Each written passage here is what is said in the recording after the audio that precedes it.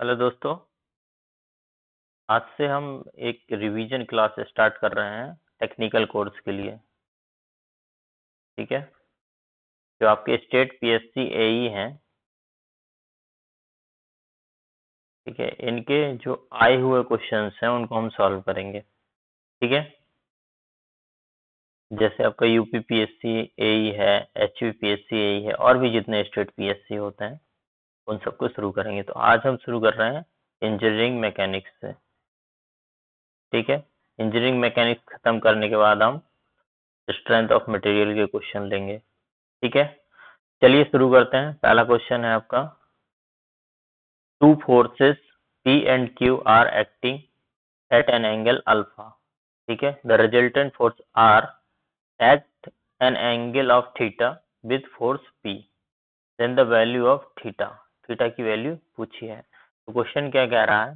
Question कह रहा है there are two forces P and Q और वो किसी एंगल अल्फा पर एक्ट कर रहे हैं। तो suppose that this is P and this is Q, this is P, this is Q, और इनके बीच का एंगल है अल्फा। ठीक है, तो रिजल्टेंट, इनका रिजल्टेंट निकालने के लिए क्या करते हैं? अब P को Q के ऊपर रखें और उसको dot dot dot dot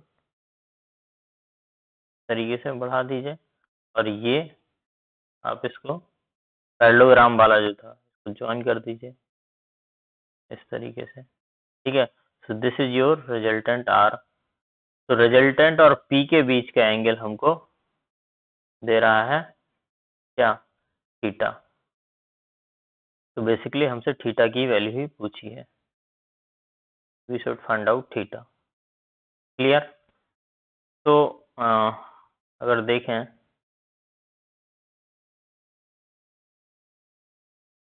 this is, sorry, थोड़ा सीधी लाइन नहीं खींच पा रही है। चलिए,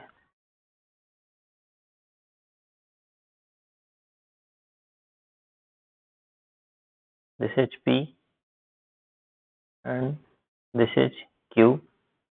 क्लियर?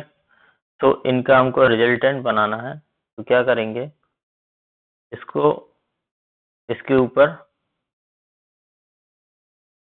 डॉट डॉट करके नहीं करके मैं थिकनेस कम ले ले रहा हूँ। ठीक है, ये और पैरेललोग्राम बना देंगे। क्लियर? तो इनको जो हम मैच करेंगे, दिस इज योर, हमारा ये रिजल्टेंट हो जाएगा।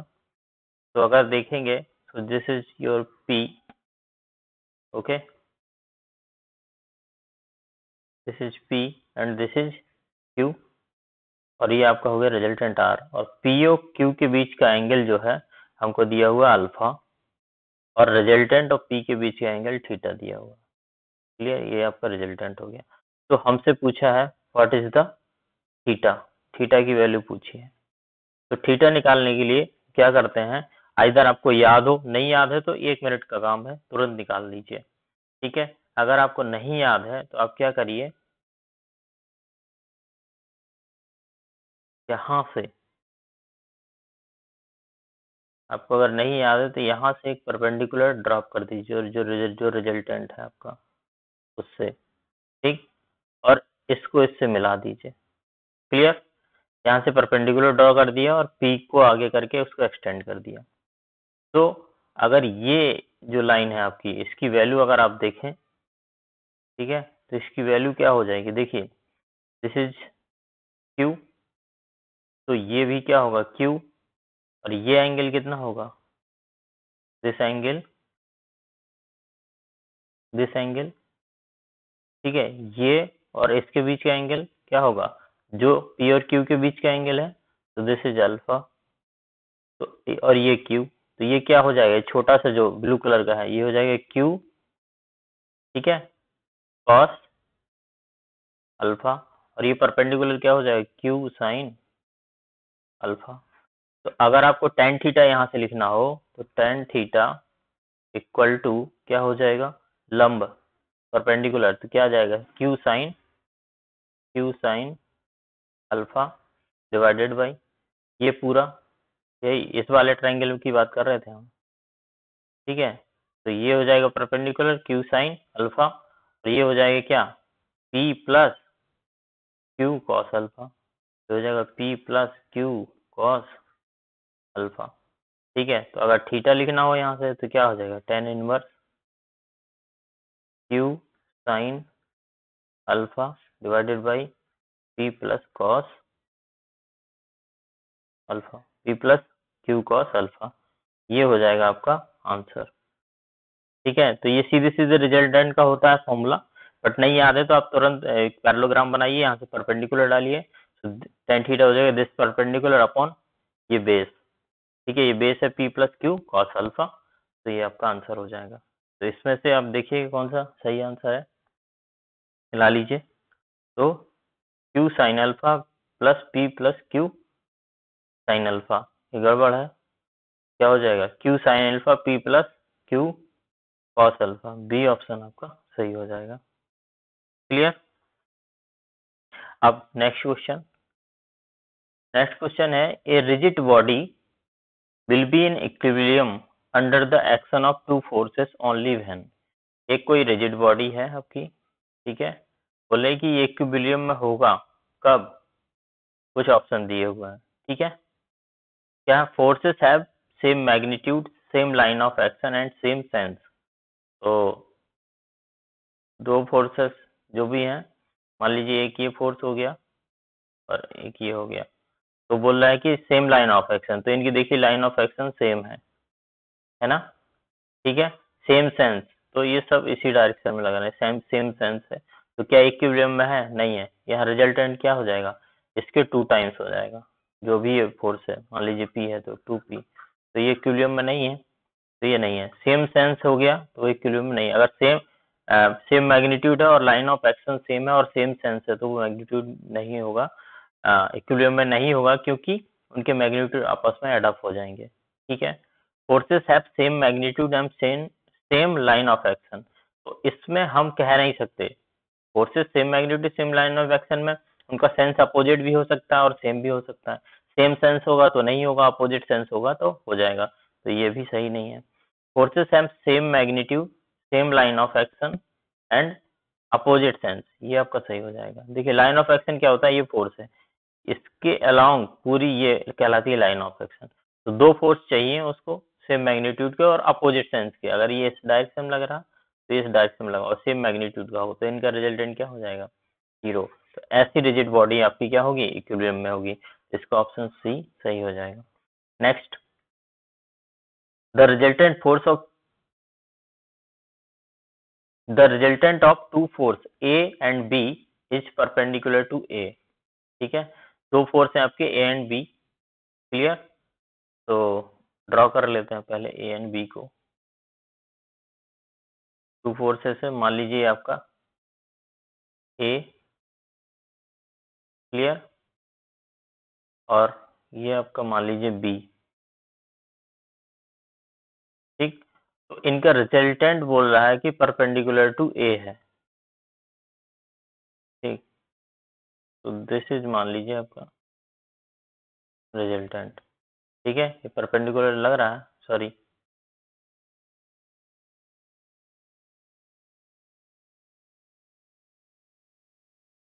ठीक है, ये परपेंडिकुलर लग रहा है, ये परपेंडिकुलर है आपका, क्लियर, ये आपका परपेंडिकुलर है। और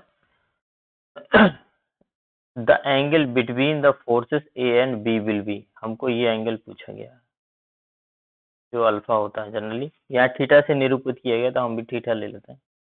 ठीक है, ये पूछा गया है, क्लियर, ये आपका है ए, दिस इज बी, और ये रिजल्टेंट और ए के बीच का एंगल है 90। ठीक है, तो आप जानते हैं, क्या जानते हैं भाई, कि रिजल्टेंट के बीच का और एक कोई फोर्स के बीच का एंगल अगर थीटा है तो उसको हमने इससे पहले ही हम ड्राइव कर चुके हैं। ठीक है, तो उसमें क्या हो जाता है, अगर हम लिखें कि टेन थीटा, ठीक है, इक्वल्स क्या हो जाएगा, सॉरी इस केस में ये क्या, थीटा इन लोगों ने पूरा लिया तो इसको हम अल्फा ले लेते हैं, तो अल्फा 90 है तो अल्फा ले लेते हैं, टेन अल्फा इक्वल टू क्या हो जाएगा, B sine theta divide by A plus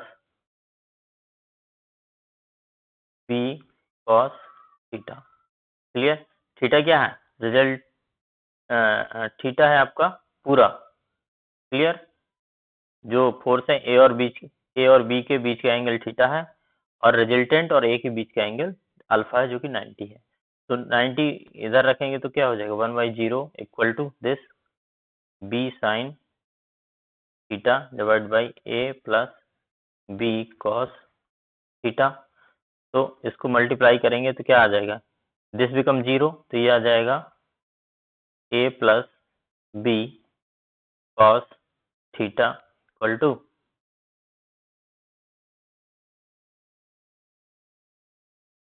0।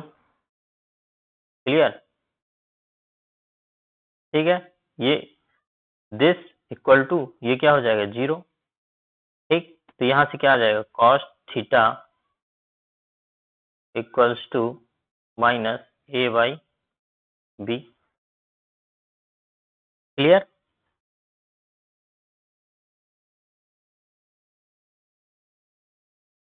तो theta equal to cos inverse minus A by B. Clear? तो ये आपका आंसर हो जाएगा। तो यहाँ पर कौन सा है, cos inverse A by B. Clear? ठीक, cos inverse A by B minus का, तो डी ऑप्शन आपके इसका सही होना चाहिए। क्लियर? आगे बढ़ते हैं। आगे है pick the odd statement out with regards to Lami's theorem. ठीक है, लामी थ्योरम के रिगार्ड्स में हमको एक ऐसा स्टेटमेंट चुनना है जो कि सही नहीं है। क्लियर? तो पहला स्टेटमेंट है the theorem is applicable only if body is in equilibrium. बिल्कुल सही है। The theorem is applicable for parallel forces, ये आपका गलत है। ठीक है, लामीज थ्योरम क्या कहता है कि जब कोई तीन फोर्स आपस में इक्विलिब्रियम में हो, ठीक है, कोई तीन फोर्स आपस में इक्विलिब्रियम में हो, तो उनके जो तीन फोर्स है बचे हुए पहला फोर्स अपॉन उसके साइन होता है बचे हुए फोर्स के बीच के एंगल का। तो P by sine alpha, Q by sine beta और R बाई साइन गामा, इस तरीके से। ठीक है, तो ये है आपकी लामीज थ्योरम। तो इसमें क्या है, लामीज थ्योरम का हम कैसे ड्रॉ करते हैं, इस तरीके से P, तो ये alpha, Q beta, R gamma. तो इसमें पैरेलल फोर्सेस नहीं होते हैं। ठीक, तो बी ऑप्शन इसका करेक्ट हो जाएगा क्योंकि हमको ऑड स्टेटमेंट चुनना था। बाकी सब सही है। Theorem is not applicable more than 3 forces, बिल्कुल सही है। The theorem is not applicable for less than 3 forces, बिल्कुल सही है। Theorem is applicable for coplanar forces, बिल्कुल, ये तीनों फोर्स जो है कोप्लानर होने चाहिए और कंकरेंट भी होने चाहिए, मतलब तीनों आपस में जाके एक में मिलना चाहिए, पैरेलल नहीं होना चाहिए। ठीक है, तो इसका आंसर कौन सा सही हो जाएगा, बी। ठीक है, क्वेश्चन के अकॉर्डिंग बी आंसर सही हो जाएगा। आगे चलते हैं। Lami's theorem is applicable only for, अभी बताया क्या, कोप्लेनर और कंकरेंट। कोप्लेनर क्या होता है, एक ही प्लेन में, जैसे ये लैपटॉप का प्लेन है तो इसी प्लेन में फोर्स होने चाहिए सारे जितने भी होंगे, तो इसमें आपका लामीज थ्योरम लग जाएगा। और साथ में कंकरेंट, कंकरेंट मतलब तीनों की लाइन ऑफ एक्शन कहीं ना कहीं एक पॉइंट पे आके मिलनी चाहिए। ठीक है, उसको बोलते हैं कंकरेंट फोर्सेस। ओके, तो इसका ऑप्शन सी हो जाएगा सही। उसके बाद कंकरेंट फोर्सेस, कंकरेंट मतलब एक ही पॉइंट पे मिल रहे हैं। 2√3, 5√3 and 2 kilo Newton act at one of angular point of a regular hexagon. ठीक है, रेगुलर हेक्सागन कैसे होता है, इस तरीके से।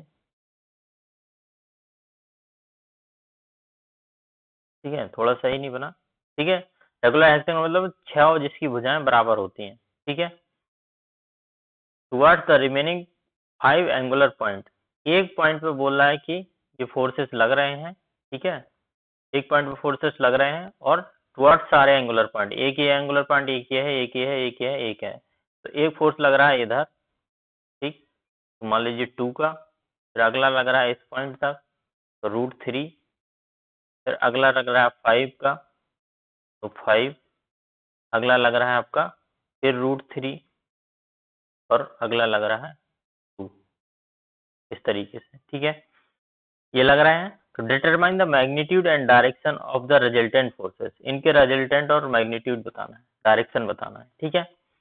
तो देखिए हेक्सागन का जो एक ये एंगल होता है, ये कितना होता है 120, और इसकी सभी भुजाएं बराबर होती हैं, तो ये इक्वल है, ये इक्वल है, ये इक्वल है, ये इक्वल है, तो ये एंगल इक्वल होगा, ये एंगल इक्वल होगा, ये एंगल इक्वल होगा, और ये एंगल इक्वल है। तो 120 कितने एंगल में बट रहा है, 1 2 3 4, 4, तो एक एंगल की वैल्यू कितनी आ जाएगी 30 डिग्री, तो ये 30 डिग्री, ये भी 30, ये भी 30, ये भी 30, तो क्या मैं कह सकता हूँ कि अब रिजल्टेंट की बात करें, देखो इस क्वेश्चन को बिना सॉल्व करे भी आप आंसर दे सकते हैं, ठीक है, और सॉल्व करके भी बताऊंगा। तो देखिए ये है आपका मीन पॉइंट, अगर देखेंगे तो ठीक है, इसके इधर भी सिमेट्री है, इधर भी सिमेट्री है, देखो इधर 30 के एंगल पर √3 का फोर्स लग रहा है, इधर भी 30 के एंगल पर √3 का फोर्स लग रहा है, ठीक है, इधर 60 के एंगल पर 2 किलो न्यूटन का लग रहा है, इधर 60 के एंगल पर 2 किलो न्यूटन का फोर्स लग रहा है, तो सिमेट्री है, तो सिमेट्री है तो सारा रिजल्टेंट जो होगा इसी के अलाउंग होगा, ठीक है। तो रिजल्टेंट का अगर डायरेक्शन देखें तो आपका कितना होगा 60 डिग्री पर, अल्फा जो होगा आपका 60 डिग्री हो जाएगा इस हॉरिजॉन्टल से, ठीक है। सो इसमें देखिए 60 कौन सा है, ये देखिए सी ऑप्शन आपका सही है। आपको केवल एंगल देखने से पता चल गया, कोई सॉल्यूशन नहीं करना है, ठीक है, क्योंकि इसके अबाउट सिमेट्री थी, देखो 5 न्यूटन के पे था √3 इधर लग रहा है, दोनों सेम एंगल पे लग रहे हैं, फिर 2 किलो न्यूटन सेम एंगल पे लग रहे हैं, तो आपका रिजल्टेंट ऑलवेज इसी के अलोंग आएगा, वो कितना आएगा वो नहीं कह सकते हैं, लेकिन इस डायरेक्शन इसी के अलोंग आएगी, तो इसकी डायरेक्शन क्या है 60 डिग्री है इधर से, तो ये आपका सी सही हो जाएगा। अब मान लो ये निकालना हो, आपको निकालना हो तो उसके लिए आप क्या करेंगे, सारे फोर्सेस को हॉरिजॉन्टल कंपोनेंट और वर्टिकल कंपोनेंट में तोड़ लेंगे, और फिर इनका रिजल्टेंट निकालने के लिए क्या हो जाएगा, अंडर रूट हॉरिजॉन्टल कंपोनेंट का स्क्वायर प्लस वर्टिकल कंपोनेंट का स्क्वायर, ठीक है। तो हॉरिजॉन्टल कंपोनेंट वर्टिकल कंपोनेंट आप निकाल लेंगे, या निकाल के बताऊं, देखिए हॉरिजॉन्टल कंपोनेंट 2 किलो न्यूटन के क्या हो जाएगा, देखो कॉस एक एंगल होता है, कॉस जो मान लीजिए कोई फोर्स है, तो ये एंगल अगर आपका थीटा है, तो हॉरिजॉन्टल क्या हो जाएगा पी है, तो पी कॉस थीटा, ठीक है, और इधर पी साइन थीटा, तो इसके हॉरिजॉन्टल से आप एंगल ले लीजिए, तो 2 का एंगल क्या है 0, तो क्या हो जाएगा 2 कॉस 0 प्लस √3 का एंगल क्या है 30, तो √3 कॉस 30 प्लस 5 न्यूटन का है, इसका एंगल क्या है 60, तो 5 कॉस 60 प्लस फिर √3 इसका एंगल क्या है 30 30 30 90, तो √3 कॉस 90, फिर ये 2 न्यूटन का है, तो ये क्या है 120 है, तो प्लस 2 कॉस 120, तो ये क्या हो जाएगा 2 प्लस √3 इंटू √3/2 कॉस 30 की वैल्यू प्लस 5 इंटू 1/2 कॉस 60 की वैल्यू, ठीक है, कॉस 90 जीरो हो जाएगा, ये क्या बचेगा कॉस 120 कितना हो जाएगा बताइए -1/2, ठीक है, तो क्या बचेगा -1, ठीक है, ये क्या हो जाएगा पूरा -1, तो इधर आप देखिए √3 हो जाएगा, और 2 से डिवाइड करेंगे तो 1.5 बचेगा, 1.5 और 2 3.5, 3.5 और 2.5 कितना हो जाएगा 6, ठीक है, -1 तो कितना हो जाएगा 5 किलो न्यूटन, क्लियर, ये हो जाएगा हॉरिजॉन्टल आपका 5 किलो न्यूटन। सिमिलरली आप वर्टिकल निकाल लीजिए, वर्टिकल क्या हो जाएगा, देखिए वर्टिकल आप निकालेंगे तो आ जाएगा 9.66 के किलो न्यूटन के आसपास, ठीक है सर।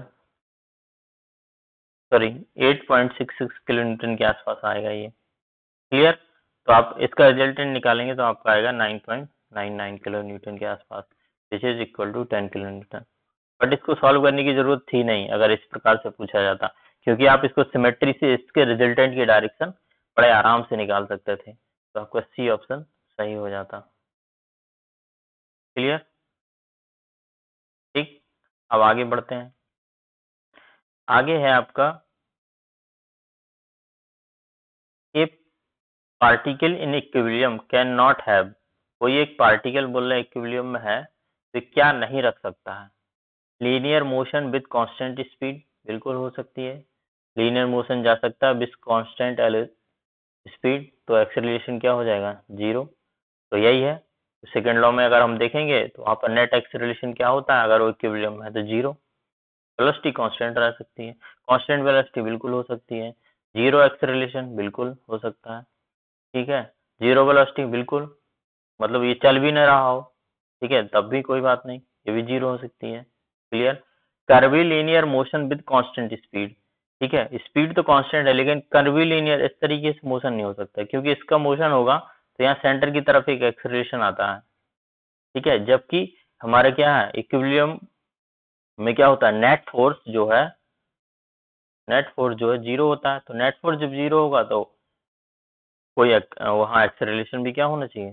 जीरो। बट यहाँ एक्सेलरेशन आ जाता है, इसलिए ये पार्टिकल इसमें नहीं चल सकता, कर्वीलिनियर मोशन में नहीं चल सकता, ठीक है, अगर वो इक्विलिब्रियम में है तो। क्लियर? तो ई आपका सही हो जाएगा क्वेश्चन के अकॉर्डिंग।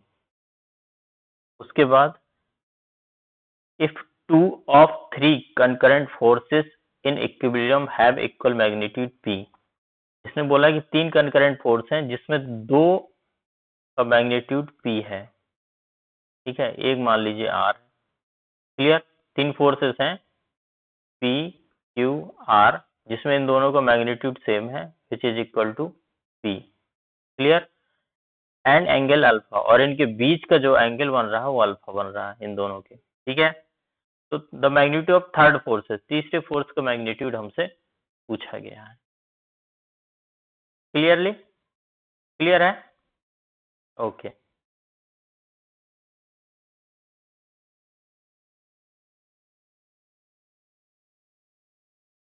तो देखिए, मान लीजिए कि आपके दो फोर्सेस हैं जिनके मैग्नीट्यूड बराबर हैं। क्लियर? ये हो गए पी आपके, इनके मैग्नीट्यूड बराबर हैं, तो दिस इज योर पी और पी।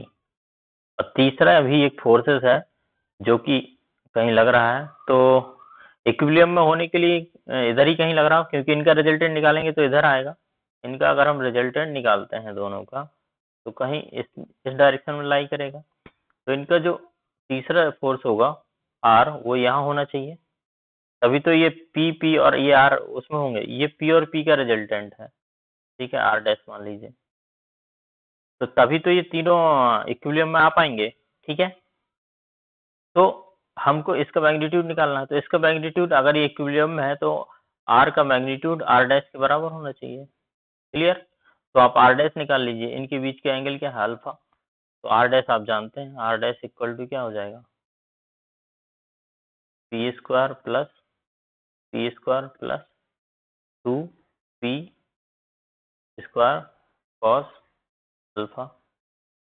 तो इसको अगर आप सॉल्व करें तो क्या आ जाएगा? टू पी स्क्वायर, ठीक है, कॉमन ले लीजिए, तो वन प्लस कॉस अल्फा का अंडर रूट। फर्दर इसको सॉल्व कर लीजिए, और सॉल्व करेंगे तो क्या हो जाएगा? Under root two P square आ जाएगा one plus two cos square alpha by two minus one. ये फॉर्मूला होता है कॉस टू ए का, तो माइनस वन कॉट कैंसिल, तो क्या बचेगा? Four, two into two four, P square cos square alpha by two, इसको लिख सकते हैं two P cos alpha by two, ठीक है। तो आपका आर डैश, तो उसी का रिजल्टेंट क्या हो जाएगा? मैग्नीट्यूड क्या हो जाएगा तीसरे वाले फोर्स का, 2p cos alpha by 2, 2p cos alpha by 2, तो ये हो जाएगा आपका 2p cos अल्फा बाई 2, ये ऑप्शन आपका सही हो जाएगा। ठीक है, क्लियर, आगे चलते हैं। इस क्वेश्चन में आपसे कह रहा है कैलकुलेट द रेजिस्टिंग टॉर्क, ये आपका जो टी रेजिस्टिंग टॉर्क लगाया हुआ है ये कैलकुलेट करना है फॉर स्टैटिक इक्विलिब्रियम। ठीक है, एक फिगर है आपका, फिगर अगर मैं फिर से ड्रॉ कर दूं तो ज्यादा अच्छा रहेगा। हाँ, इस तरीके से आपका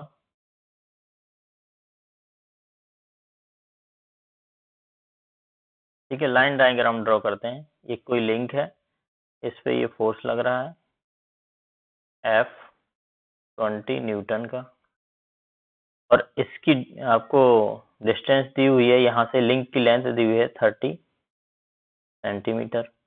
ठीक है, और एक यहाँ पर दिखाया हुआ है कि एक रेजिस्टिंग टॉर्क लग रहा है T या टाउ, जो भी लिखें। ठीक है, इसी की वैल्यू आपको फाइंड आउट करनी है, और यहाँ इस लिंक का जो ये एंगल है ये दिया है 30। क्लियर, तो ये क्या है, स्टैटिक इक्विलिब्रियम में, स्टैटिक इक्विलिब्रियम में होगा तो हम इस पॉइंट के अबाउट इसका मोमेंटम बैलेंस कर सकते हैं। स्टैटिक इक्विलिब्रियम में फोर्स बैलेंस होना चाहिए और साथ में मोमेंटम भी बैलेंस होना चाहिए। तो स्टैटिक इक्विलिब्रियम है तो हम इस पॉइंट के अबाउट से दिस इज पॉइंट ओ के अबाउट मोमेंट बैलेंस कर सकते हैं। तो ओ के अबाउट अगर मोमेंट लिखेंगे तो मान लीजिए ये वाली डायरेक्शन जो है आपकी एंटी क्लॉकवाइज हम पॉजिटिव ले लेते हैं। ठीक है, सो टॉर्क क्या होना चाहिए, स्टैटिक इक्विलिब्रियम में है तो नेट जो मोमेंटम होगा जीरो होना चाहिए। तो नेट मोमेंटम क्या हो जाएगा, टॉर्क टी, ये पॉजिटिव हो जाएगा, उसके अलावा और कुछ नहीं है। और देखिए इसके अबाउट क्या है, इस ओ पॉइंट के अबाउट ये फोर्स लग रहा है, तो ये कुछ ना कुछ मूवमेंट दे रहा होगा। तो इसको मूवमेंट करने के लिए हमको इस फोर्स और इसके बीच की परपेंडिकुलर डिस्टेंस चाहिए। ठीक है, या तो हम इस फोर्स को ही इसके परपेंडिकुलर ले आए या ये इसकी परपेंडिकुलर डिस्टेंस निकाल लें। तो परपेंडिकुलर डिस्टेंस निकालने के लिए आप क्या करिए, इससे यहाँ पर परपेंडिकुलर डाल दीजिए, ये 90 हो गया, ये आपको पता है 30। ठीक है, और ये एंगल है, ये 30 सेंटीमीटर है, ये एंगल भी क्या है 30। ठीक है, तो ये कितना हो जाएगा, ये क्या, ये इसको क्या लिख सकते हैं हम 30 और परपेंडिकुलर है तो साइन 30। ठीक है, तो ये परपेंडिकुलर डिस्टेंस हो गई, तो क्या आ जाएगा, और ये आपका किस डायरेक्शन में मूवमेंट दे रहा है, इस डायरेक्शन में। इसको अलग कलर से दिखाऊं तो जो फोर्स है वो आपका क्लॉकवाइज दे रहा है तो नेगेटिव हो जाएगा, तो -20 into 30 sine 30, clear, equal to 0। तो आपका टॉर्क कितना आ जाएगा,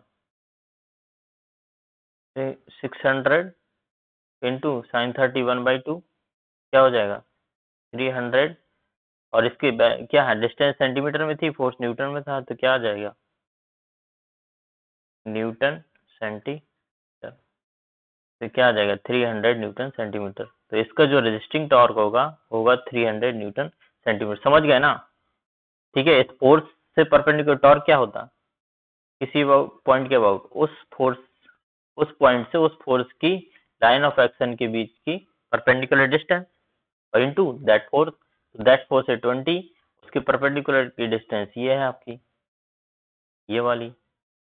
ठीक है, वो हमने निकाल ली, ये कितना हो जाएगा, ये 30 है पूरा, और ये एंगल 30, तो ये भी 30 एंगल है, तो क्या हो जाएगा 30 साइन 30। क्लियर, ग्रीन वाला, तो आप यहाँ से निकाल लीजिए। चलिए आगे,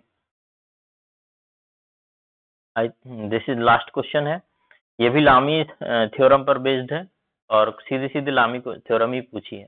three forces P Q are acting concurrently, the included angle alpha, beta and gamma according to Lami's theorem क्या होगा। तो आप जानते हैं ये concurrent फोर्स है, P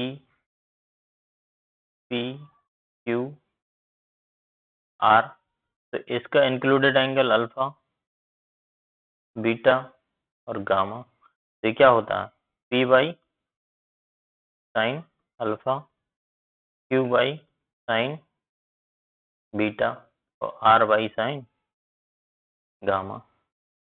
क्लियर? तो ये हो जाएगा आपका, ए ऑप्शन इसका सही हो जाएगा। तो आई होप ये आपको हेल्प किया होगा।